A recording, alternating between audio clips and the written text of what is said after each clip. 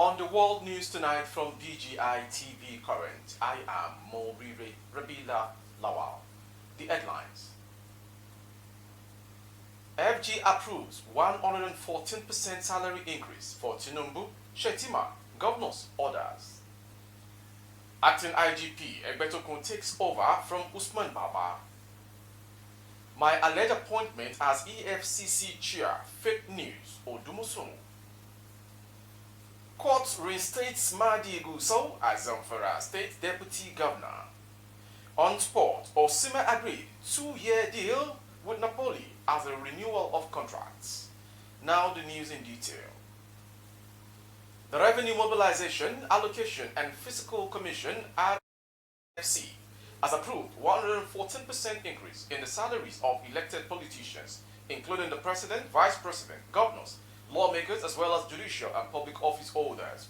The Commission is saddled with the responsibility of determining the remuneration appropriate for political office holders, including the President, Vice President, governors, deputy governors, ministers, commissioners, special advisors, legislators, and the holders of the offices as mentioned in Section 84 and 124 of this Constitution. The Commission urged the 36 State House of Assembly to hasten efforts on amendment of relevant laws to give room for upward review of remuneration packages for political, judicial, and public officers. According to information, the Commission Chairman, Muhammadu Shehu, represented by Federal Commissioner Rekia Tanko Ayuba, made the call at the presentation of reports of the reviewed remuneration package to Kebbi State Governor Dr. Nasir Idris on Tuesday in Brenin, Kebbi. Moving on to the next story.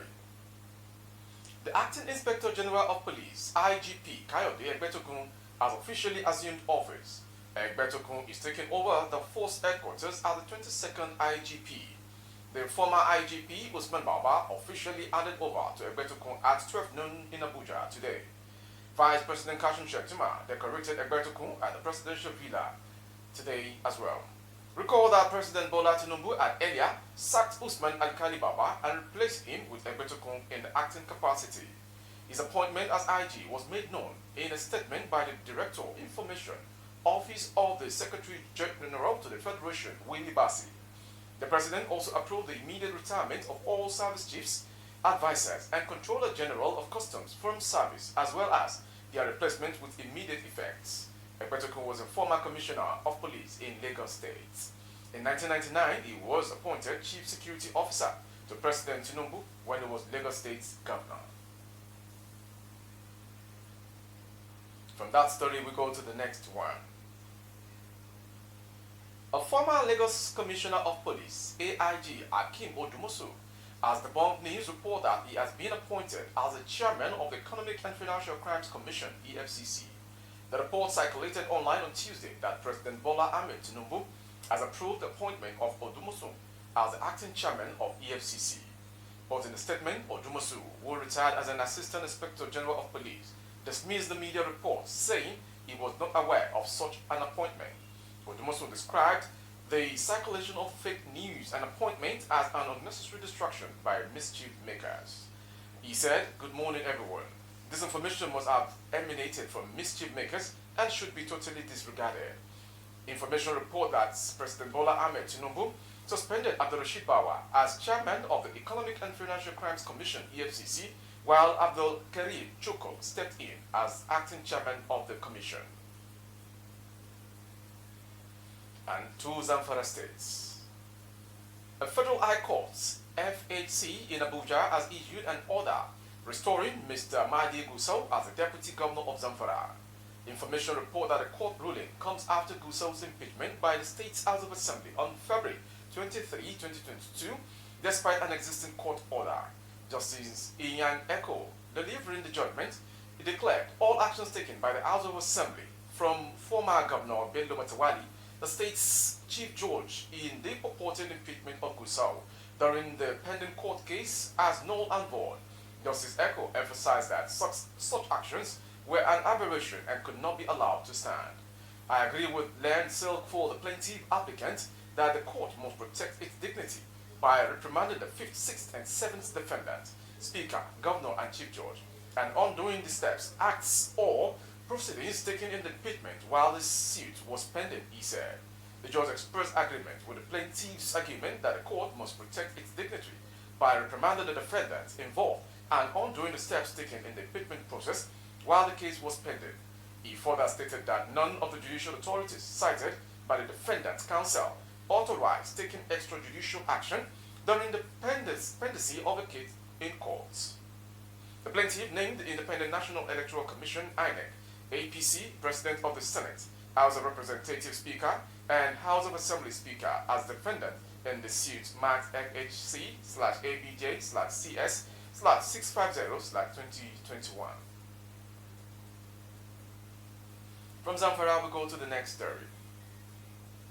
The Department of State Services, DSS, told the Federal Capital Territory High Court on Tuesday that suspended Central Bank of Nigeria Governor Godwin Emefiele will flee the country if granted bail. The Attorney General of the Federation also supported the argument of the DSS, describing Emefiele as a flight risk.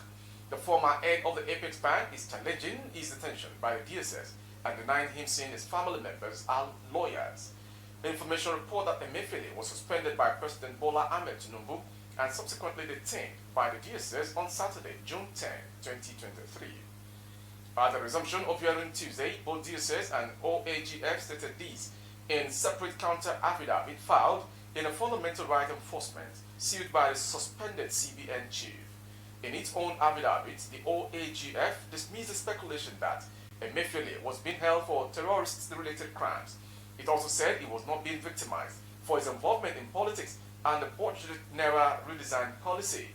The OAGF said issues of terrorism financing and fraudulent activities are not part of the ground for the arrest and detention of the applicants. The respondents have not violated the applicant's right to live in any way. His life is not in danger. The respondent did not subject the applicant to any judicial adjudication to warrant the allegation of denial of fair hearing. With a remand order issued by a court of competent jurisdiction, the said violation of the applicant's right to freedom of movement does not arise. From Emefiele's story, we go straight to the next story. 3 years after the murder of Comrade Alex Obu by the Nigerian police, a Nigerian court has ordered the payment of 50 million naira to the family of the slain journalist. Obu, a journalist, trade unionist, and human rights activist, was felled by a police bullet on January 21, 2020 at Berger Roundabout, Wuse, Abuja. The incident occurred during a brutal police crackdown on protesters calling for the release of Ibrahim El-Zakizaki, the leader of a Shiite group, the Islamic movement in Nigeria. Obu was doing his job as a journalist, reporting on a demonstration when he was gunned down. Initially, the police claimed he died because he fell and hit his head, but it was later revealed that he was shot in the head by a senior police officer. The autopsy revealed that the cause of death was blood loss resulting from gunshot injuries, but the police authorities had refused to carry out the coroner's inquest in an attempt to cover for the police officer who killed Agbo. But Justice for Alex, a group of activists seeking justice for the slain journalist, with the support of Femi Falana-San, a lawyer and human rights activist, sued the police and the Nigerian government over the issue. Unfortunately, the case suffered a series of adjournments, and it took the Attorney General of the Federation, AGF, almost a year to file the defense of the respondent. 3 judges have sat on the matter, and there were over 10 long adjournments before Wednesday's ruling. From that story, we go to the next story.